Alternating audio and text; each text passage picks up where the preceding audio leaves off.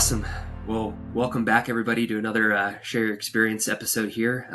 We're here with Karen, and she's gonna give us a little bit of experience on her lucid dreams. So, Karen, I'll quickly kick it over to you just to share a little bit of background about yourself, and um, maybe dive into one of your lucid dreaming experiences that you wanna start with, or that you want to share. It could be, again, something that happened super recently, or one of the first times that this has happened that you remember vividly and want to share about. So I'll kick it your way. Okay, thanks. Yeah, just to begin with, I think I mentioned this in what I wrote to you. Like, I've been watching and taking care and recording my dreams for 40 years. So my first experience with dreaming and writing my dreams down and recording my dreams came as a form of spiritual practice, as it does for most people, I think, or a lot of people. So for me, the interest in dreams always had to do with developing consciousness and more awareness. And so within these dreams that I've been having over many years in recording, so I haven't done like specifically practices in lucid dreaming, but lucid dreams come. Yeah, so there are lucid dreams that come, and as well as other kinds of dreams. I mean, there's so many different levels of dreams, but lucid dreaming and being aware that you're dreaming and aware of the awareness, that always seems to be something really special. And I can share, let's say, the most recent lucid dream I had. I can start there if you would like me to. Yeah? Okay. So this was about 2 weeks ago, and the dream started. I was actually in Croatia in the dream, and it's a place I know of, although the dream setting was a little bit different than the place that I know. So I was on some stones and a rocky coast and looking over the ocean. There's a house that I go to there. And so I was actually at this house, although the house was also different in the dream than it is in reality. And so I was looking over the ocean and the beauty of the like sunset and the light. And I turned behind me, and there was I could see my neighbor. There's a neighbor going from one house to another, and my daughter and son-in-law and their two children were there. So my grandchildren and my daughter and son-in-law. And suddenly in the dream, I see like another child there, she's about 12 years old. And in the dream, I'm thinking, this is another child of my daughter, but I've never seen this child before. This is like, why did I never see this child before? And suddenly, like, this lucidity came in, this awareness of dreaming, and the awareness that this dream figure is part of me and part that needs to be integrated. And so, with this awareness, I approach this dream figure, this child, in a different way. So I'm aware that it's something that I need to learn from this dream figure. And so I allow her to approach me. So I'm not changing the dream setting at all, but I'm observing it in a different way with a different kind of awareness. And as she comes closer, I see that she's very much in her physical body. Like her body, she's between like 11 and 12, and she's really physically, she's fit. She's aware. She's in her body totally, and that draws my attention right away. And then I ask her name.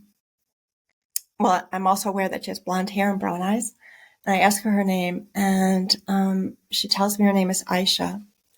Now, I don't know anyone in my life with the name of Aisha,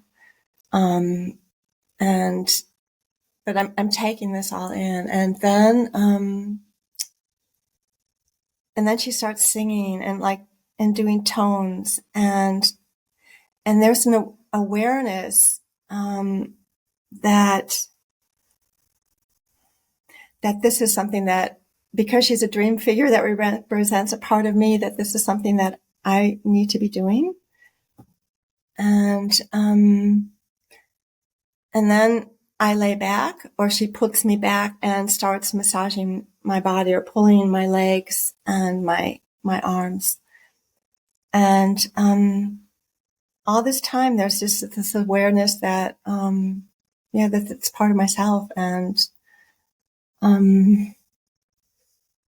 anyway, then I woke up. But interesting to me was, like, when I woke up, I was obviously interested in the name Aisha too, because I don't know anyone that name. And so I look up what the name Aisha means. And the name Aisha means, it's sort of like living well, life, and living well. And there's a special connection. I mean, if I just had this dream, let's say, without having woken up in it and being lucid and realizing this dream figure is part of me that needs to be integrated, I would also maybe wake up with those feelings, but it was a different kind of intimacy, let's say, to have this figure present herself in such a way.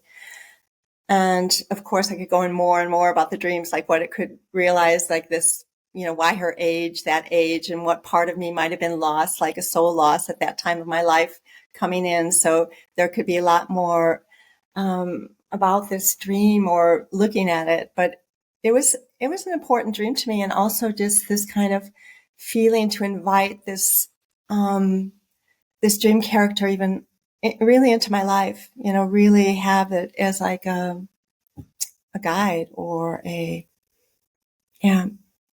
So that was my last lucid dream that I had. What have the last couple weeks been like? How have you been integrating that experience? I mean, these last 2 weeks, since I had this, and even before having it, I'm at actually a quite stressful time in my life. I have a firm that I'm selling right now. I'm getting things ready because I want to start working more with dreamwork. But a lot of challenges, because I'm having to deal with a lot of, through this process of selling a business, I'm having to deal with like lawyers and, a lot of things that I don't usually do with my everyday life, and feeling somehow overwhelmed. And this character brings this sense of lightness in, and this character brings this sense of to be in your body, to be in my body, and this sense of like to be really in life. And there was something fearless in this character as well, like just something so comfortable, like I said, in her physical body, that it's a reminder for me to be that way. And so I take this, what I do with dream characters, when I have dream characters or dream animals or whatever coming into my dream, I usually tend to really invite them into my life. Like if I'm going for a walk, I'll take her with me. I'll try to walk like she walks, or to know that somehow this wants to be integrated in me. Yeah. Oh, that's awesome. There's one thing that you mentioned that struck a chord with me, was the observing the dream and the scene and the character with an awareness, with an intent awareness, that just reminded me of meditation and mindfulness practice, right? Where Mm-hmm. it's not necessarily losing all thought entirely, but just having an observant awareness of what's going on around you, what you're feeling, and almost separating yourself from those feelings or those emotions, and just recognizing them as emotions and watching what happens when you place awareness on them.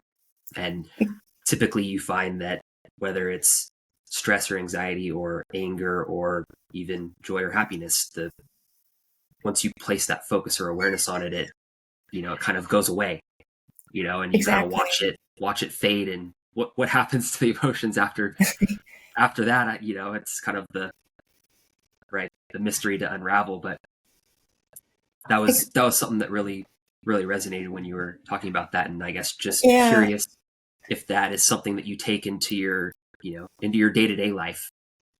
I mean, I meditate every morning, so that's part of my daily life and breathing practices. And um, for me, the dream time is really because it's been such an integral part of my life for so many years. Um, I recognize it as what do I say? A bridge between between yeah, this reality and spirit. So and the um so actually a lot of times when I wake up, the first thing I do is write down my dreams, or sometimes I write them down in the night, in the night when I wake up and I have to write them down. But the dream practice becomes part of the meditation practice. They actually start smelting into each other a little bit. So it feels to me sometimes like that, like you, you start having a foot in each world. And for me, that's part of like what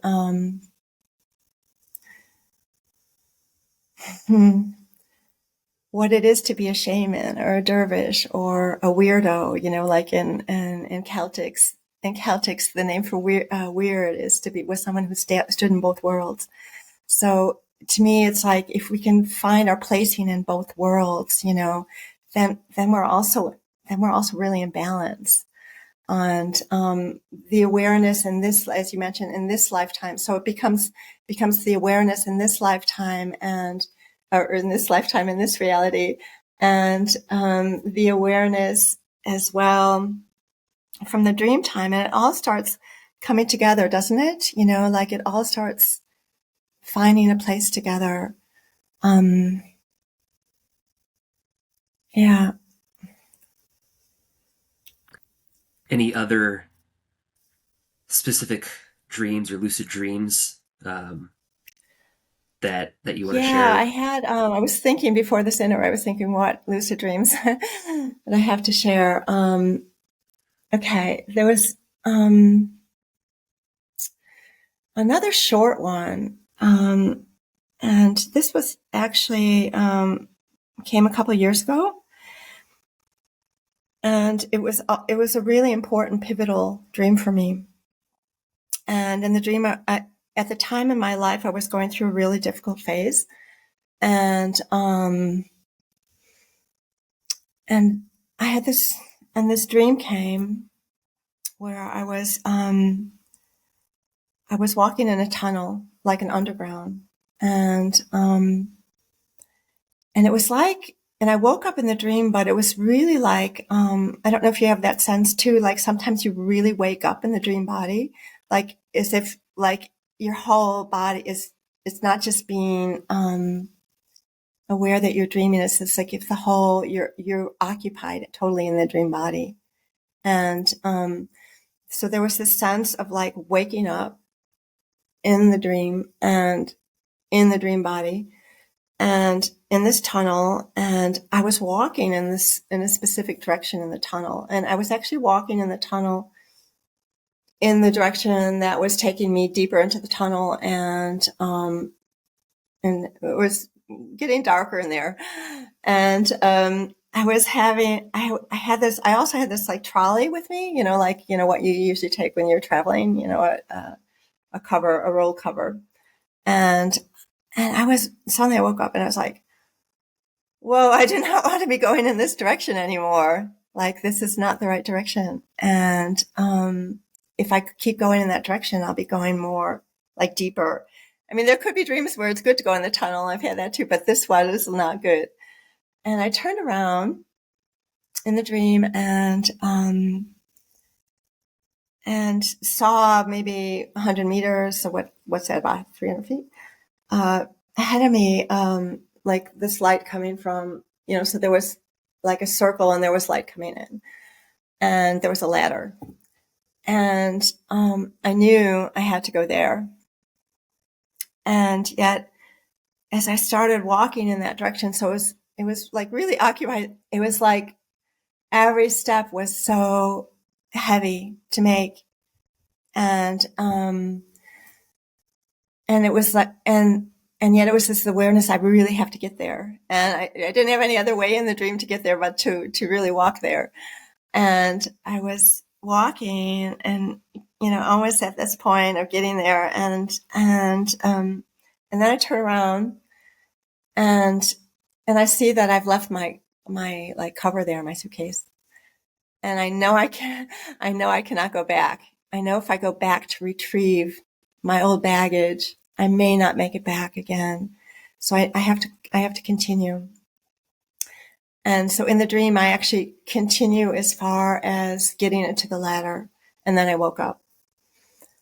And that was a really deeply significant dream for me. I mean, I had it several years ago, but it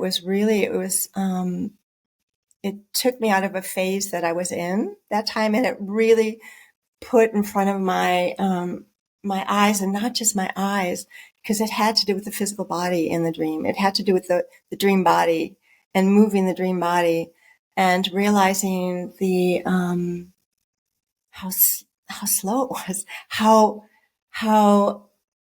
I had to get this dream body moving. And it was a really significant dream for me, and somehow changed the direction for me at that point in my life. And interesting for me because later I talked to one of my dream teachers about this dream, and one of the things that I do with one of the dream techniques that I've learned is also to be able to go back into a dream and continue it, and with the imagination.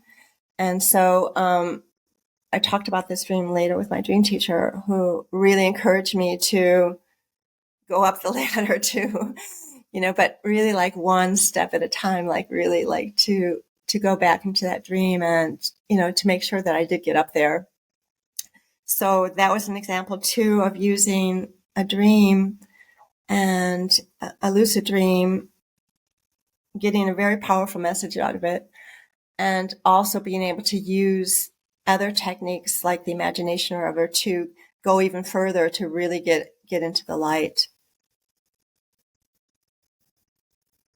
I must say that that really resonates with me as well. What you just shared is pretty powerful. For some reason, every bit of it was hitting home with me right now. Thank you for sharing that. Actually, yeah. What have, I guess, in what ways do you find that you effectively record your dreams, and then what are some of your practices as far as going back to if it's journaling, going back and rereading or re-exploring the dreams at a later time? I think you just touched on the imagination portion of an integration, continuing the dream, which I think is, again, really, really fascinating and hit home with me. Just curious on, your practices around recording and revisiting dreams. Okay. Yeah. Like I said, I record my dreams, and I think, I have, as many people do. When I'm in bed and the dream have woken up, I just really try to, first of all, sort of get it really in my body and in my memory before I even get up. So I have such a good dream recall now. I can actually go make myself a tea usually, and then sit down and meditate a bit and then write it down, because it's somehow integrated. But writing it down and paying attention to the details of the dream, and I usually give the dream a title, or and I have, like, in my dream books, I have at the end of the book, I have I always save some pages where I can write in the page of the dream and the title, and some key words about the dream, or like key symbols, because often you'll see that symbols will keep reoccurring. Like a certain period of time, you'll have the same symbols presenting themselves. So I like to do that because then I can see the pattern. Excuse me. So if, like I mentioned before, like if an animal will come in my dream, I've had like black jaguar, black panther come in my dream, or other, I mean, we've all had different animals come in our dream. Then I like to really either try to move like the animal, like to embody the dream in some way, to bring it more real, to make it more real, to move like this animal. Or as I said, if I go for a walk and I'll invite this animal, like if it's a wolf or a panther, to walk with me. And what's it like when I'm walking with this animal? How does it change the way I walk? How does it change the way I view my everyday life? How does it change my encounters with people? So that's one way. And different dream figures that come in, if they see, I'll also invite them in. I recently had this really cool dream of this dream figure coming in. He was like this Victorian kind of guy, and I started talking with him about some things that are going on in my life right now and some difficulties. And he pulled out his card for me, and he said he'll help me. If I need help, he'll help me. And he gave me his like calling card, and I look at his calling card, and his name is Mr. Fox. And I think, oh, okay, I can really use Mr. Fox right now and his cleverness and everything like that. And I really feel like Mr. Fox is around me right now. So I really invite him in. Like invite him with tea, because he was kind of this Victorian kind of figure. So, okay, come with tea with me. So it's really inviting them in, embodying them. Sometimes certain symbols will come in, and I'll draw them, or even find pictures on the internet for them. And I have a dream altar, so I have I keep my space in my sleeping space really clean. I don't do any kind of electronic devices or anything like that. And I have this like little altar. And sometimes if certain dream figures come in or whatever symbols, then I'll find a way to put that on the altar. Like I'm just acknowledging it, acknowledging that this is somehow important and giving it a space. Another practice that I do sometimes with dreams is walking a lemniscate, a figure eight. So I imagine that the dream world is on one side and this reality is on the other side. And if there's something from the dream world, like if I dream of a warrior and I need that warrior quality, okay, I'll remember that quality from the dream, and then I'll walk it into this space, and then I'll do a walk for a while. So that's another way. And I have dream groups. So I have one dream group, like just with other women, that we just share our dreams with one another and mirror them to each other. And then I have two dream groups that I lead and also share dreams. So it's really about, a lot is about sharing it too, and getting the impulses from other people. Not in a way of interpreting it or getting too cut and dry, but just letting this, getting the feedback, getting the mirroring from the dreams too. And all those things, I think, help become the dream become more real. And there's this other technique that I mentioned before, this waking dream technique that I learned from, from Nigel Hamilton, who's in London. And that's really going back in the dream. That's what I mentioned before. And in that way, it's good to have a dream guide if you're the dreamer, and it's like a really important dream, or you're puzzled about the dream. You can go into the dream together again with the imagination, and allow those dream figures to come again, and to maybe engage more with them, and feel where they are in the body, because a lot of our dreams, they actually have to do with our chakras or in different places in the body. So feel where that's in the body. If a nightmare comes, maybe I can, if I don't have the capacity with lucid dreaming, a lot of times say lucid dreaming, then you confront this figure. A lot of people can't do that.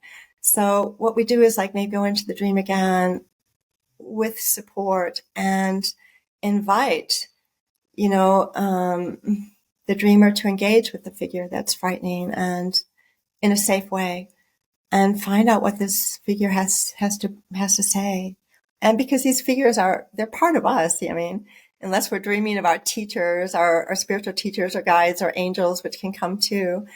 We can give, different figures, helping figures can come in, but a lot of the figures that we dream about are parts of us that need to be integrated, right? So yeah, there's just a lot of different ways. I love that. So interesting, all the different integration techniques that you have. There's definitely a couple there that I'll be stealing and practicing. I'll let you know Good. how I'm they go. glad. I'll let The you know how more they of go us for who are sure. dreaming and bringing our dreams into life, I think that's gonna really, that's so important. Yeah. A lot of intentional symbolic things there that you were talking about.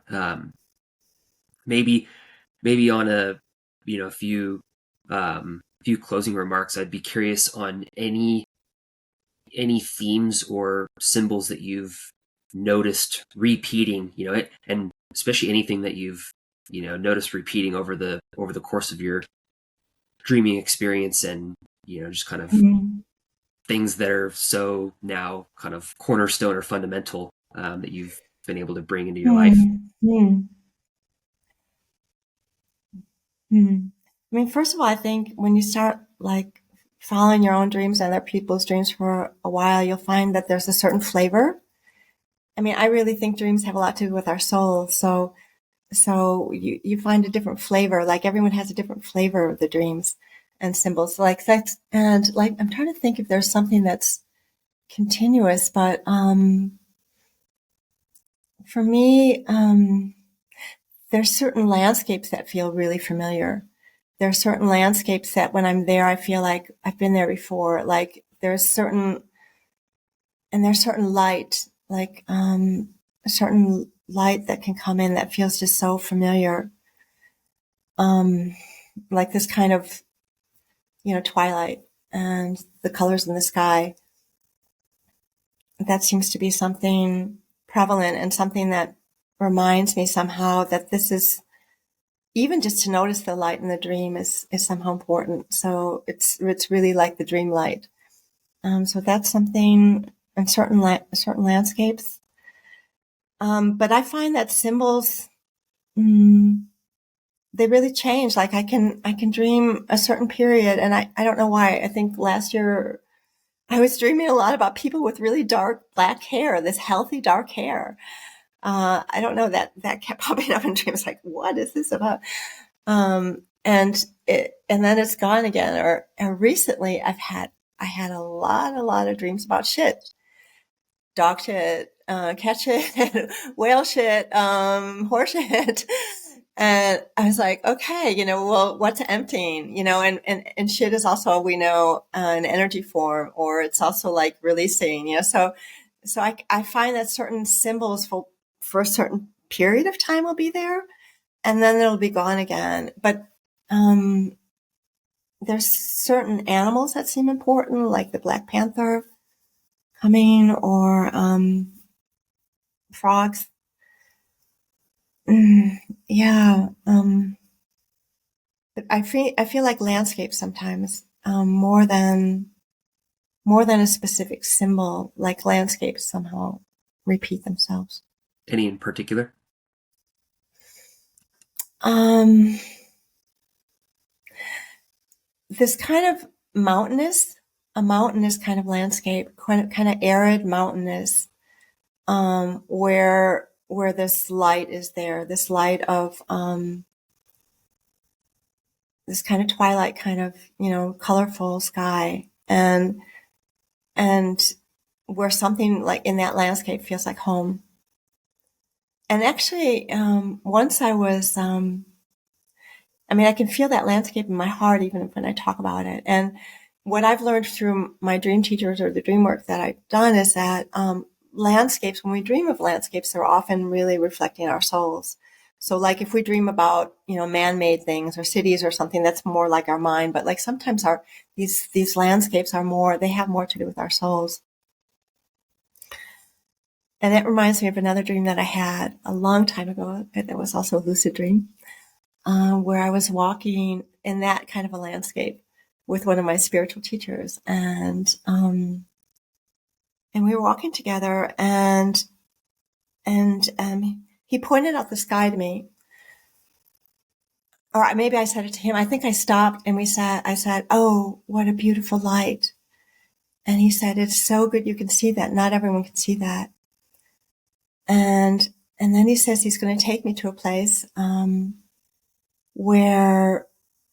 to a wise woman, where I can ask this wise woman any question. I can ask her any question I want to ask. And and there was really a lucidity there, and really like, oh my God, if I have this wise woman, what one question can I ask her? And in the dream, and in this waking and knowing I was dreaming, I asked this woman. So we came to this like cave, and she was there, sitting there. She was like the guardian of the threshold, let's say. And I asked her, why was I born into a family of violence? Because I had experienced a lot of violence as a child. Why was I born into a family of violence? And she said to me, it is not important to know why, but just to know that even in that there was goodness. And that was so profound for me. And that happened in that kind of a landscape, which was like sort of a soul landscape. And that's a landscape that will show up again and again in my dream world. And then I know I'm sort of in this kind of soul landscape. And actually in that landscape, I will often encounter figures who seem to be guides. Yeah. Wow. That's incredible. Well, thank you so much for sharing today. Any final words? I don't want to cut us early if you've got more to share. But that was absolutely incredible. I feel very encouraged and uplifted after hearing some of your stories and just some of your integration practices that resonated with me here today. Yeah, no, just that I am so, I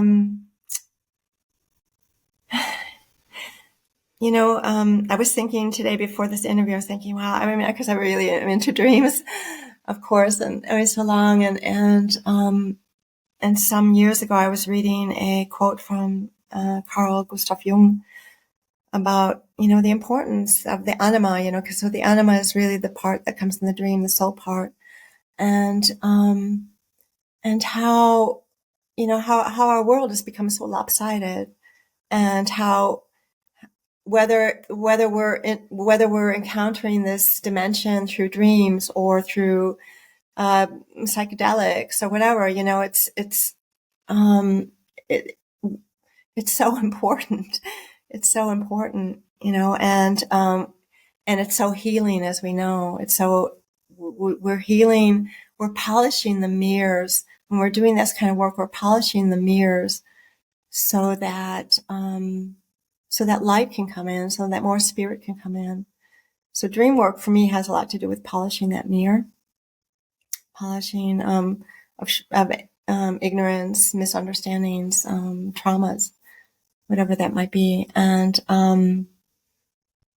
And how wonderful. All of us who do this, I think, are really contributing to something bigger.